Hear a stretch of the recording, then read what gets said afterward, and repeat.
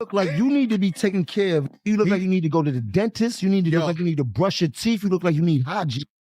You look like you need help. Tell your man 50 send you a house or something, yo. So I knew I was okay. He sold 11 million records. He had deals with Jay-Z and them, but Jay-Z ain't gonna never. Dude, I always tell him all the time, Jay-Z ain't treat me like this. Oh, he definitely like playing, you know, this nigga. Jay-Z might not even be part of his own. So we just had a, lit. Jay-Z will never take you to a party like this. After Uncle Murda's response hit social media, things started heating up fast. Fans were split. Some said Murda was just being loyal. Others said he was stirring up drama that didn't need to go that far. But one thing was clear. He wasn't backing down. On another live stream, Murda doubled down, saying, "I don't care what nobody say. 50 built empires out here. Ain't no rapper alive that can talk down on that man's hustle." He reminded people that 50's not just a rapper. He's a businessman, a mogul, a man who turned his name into a billion-dollar brand. Murda said Jim couldn't touch that kind of success even if he tried. And he wasn't wrong. While Jim been flexing his jewelry and talking street, 50 been buying real estate, running his own TV empire, and making power moves in Hollywood. Murda pointed that out too. He said, "Jim always talking about being outside. Bro, being outside don't pay bills. Being smart does." The comments were ruthless. Fans said Murda signed Jim with straight logic. No diss track needed. You know, me from the hood, so people look at Bleak and don't understand the business he's doing. They always look at Jay like, That's why you got, like Yayo talking about, Jay don't take care. I don't need Jay to go on tour. Smoke hard coke, yo. Yo, chill. You look like you need to be taken care of, nigga. You look like you need to go to the dentist. You need to look like you need to brush your teeth. You look like you need hygiene. You look like you need help. Tell your man 50 send you an ounce or something, yo. You might need 2 ounces. That's why paid in full. I got a G for every bump in your face. I promise you that. I promise you that.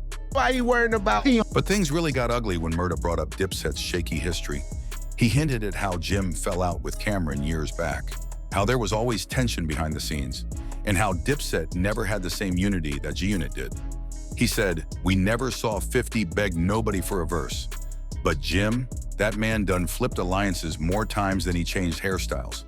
That hit Harlem pride hard, because in the streets, reputation means everything. And calling Jim inconsistent was like calling him fake. Then came the reposts. 50 Cent jumped in on the fun, throwing gas on the fire like he always does. He shared a clip of Murda talking about Jim, captioning it, "My guy Murda just said what I was thinking." That was all it took. Once 50 co-signed it, the situation turned official. It wasn't just Uncle Murda speaking for himself, it was GUnit versus Jim Jones. Blogs started spinning the story like it was a new beef brewing, but insiders say it's deeper than that. This ain't just about words, it's about loyalty. Murda's been riding with 50 for years, through business, controversy, and all the internet wars. He's one of the few who never folded or switched sides. So when Jim came for 50, he basically came for the whole camp. And Murda made sure to let the world know that 50's circle might be small, but it's solid. The nigga keep showing up next to down. That's an indication to me he might have some feelings towards me. That ain't just everywhere I got an issue. Show up around me. So I mean, you don't get music. Because music ain't usually my motivation. My morals come off the curb. So if you sitting there, keep hearing around it, fuck when he come around, how your antennas go up. So he in a position where he might feel like he did. By the next day, the story had gone viral. Hip-hop blogs were posting clips of Uncle Murda's rants with headlines like, "Uncle Murda defends 50 Cent against Jim Jones diss," and "GUnit versus Dipset, the war returns." Even people who weren't involved started picking sides. Some fans were saying, "Murda said what we all been thinking. Jim just talked too much." Others said, "He should have stayed quiet. It's old heads arguing for clout." But Murda didn't care.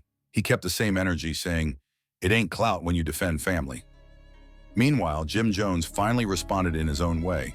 Not directly, but with some slick talk on social media. He posted a photo with the caption, "I don't argue with sidekicks." Fans knew exactly who he was talking about. He was calling Murda a sidekick, basically trying to clown him for playing 50's enforcer. But that only made things worse. Murda clapped back instantly, saying, "If I'm a sidekick, you still the extra in your own movie." The internet exploded. Memes flew everywhere. People posting Dipset versus GUnit edits, comparing hits, and debating who really ran New York in their prime. Then Murda went deeper. He reminded people how 50 Cent once showed Jim love, inviting him to events, shouting him out, and even giving him props for Dipset's movement. He said, 50 showed you love when nobody cared, but instead of saying thanks, you threw shade. That part hit hard, because it's true. 50 always respected Jim's hustle, even if he clowned him sometimes. But once Jim called him corny, that respect turned into a target. And now Murda's making sure he holds him accountable for it. Don't They'll look up a bleak, like, Fib look out for you. Yeah, I don't think so. I just want to clear that up. Hov don't have to. And then he said he eat his home halal. You know what I mean? Right. I'm chewing a lie on my own. He eats on his own. I eat on my own too. Right. I go on my own tour. I just came off tour. Right. When have you seen Bleak on tour? On his own. Jay-Z is not a bad guy. Bleak is not a bad guy. I'm not saying. I'm saying to you that Jay-Z was all business with them niggas. When Buck up on his taxes, 50 a piece or more. When Prodigy bought a house and needed more money, 50 a piece or more. Prodigy are paying back. The thing with 50 is, it was business and we was friends. I don't feel like Bleak was Jay-Z friend. I don't feel like Young Guns was Jay-Z friend. It came to a point where 50... Even Cameron, who usually stays out of Jim's mess, couldn't resist reacting. He didn't take sides, but he dropped a cryptic post saying, "Everybody want to be the boss, but nobody want to pay the cost." Fans instantly connected that to the beef, saying Cam was low-key siding with Murda and 50. Whether that's true or not, it added another layer to the story. Harlem versus Queens had officially turned into a war of pride and perception. At this point, Uncle Murda didn't even need to keep talking. The internet was doing the work for him.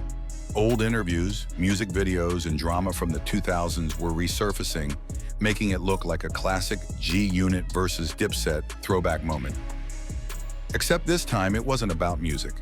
It was about who still holds weight in 2025. You gotta, you know what I mean? That's why I respect him, because we had more of an exist. We had 50 Cent. So I knew I was okay. He sold 11 million records. Even motherfucker, he had deals with Jay-Z and them, but Jay-Z ain't gonna never. Yeah, I always tell him all the time, Jay-Z ain't treating you like this. Oh, he definitely like, but you know, this. Jay-Z might not even say harder though. So we just had the party Miami with the Kardashians, Serena Williams, and everybody. We just finished performing. Great time, right? First thing my man here want to say, yeah, lit. Jay-Z will never take you to a party like this. You might get invited for Jay-Z. Nah, I don't get invited. I respect Jay-Z. I respect Instagram comments. Because these people are made to break you. They want to break artists. They want to break you. Nobody believe you. I was in 50 crib, no roaches and all that, being a little spot. Small spot. Nobody believed in that. We playing Get Rich or Die Trying already in the crib. You had asked that done. Like, all right. Let's just go off. And like, everybody get confused. Because they don't think that your dream is. By the end of the week, it was clear. Uncle Murda had made his point loud and clear. He stood on business for 50 Cent, and the culture respected it. Whether you agreed with him or not, you had to admit, loyalty like that don't exist much in this industry anymore. Murda didn't do it for clout or headlines. He did it because that's how he moves. Solid, loyal, and ready to ride for his people. And that's why fans been giving him props, saying, Murda's the last of a dying breed. Jim Jones, on the other hand, looked frustrated. Every time he tried to post something motivational, the comments filled up with clown emojis and quotes from Murda's rants. One fan commented, "Don't start nothing if you can't finish it." And that summed up the vibe perfectly. Jim tried to clown 50, but the joke backfired. Instead of making 50 look bad, it reminded everyone that GUnit still commands respect, even years after their peak. And that's the difference between them. 50 built an empire that outlived rap beefs, TV shows, liquor brands, global deals. Jim's still fighting for validation in the music scene. Uncle Murda even said it best during one of his lives: "You can't diss a man who gave the whole culture a blueprint."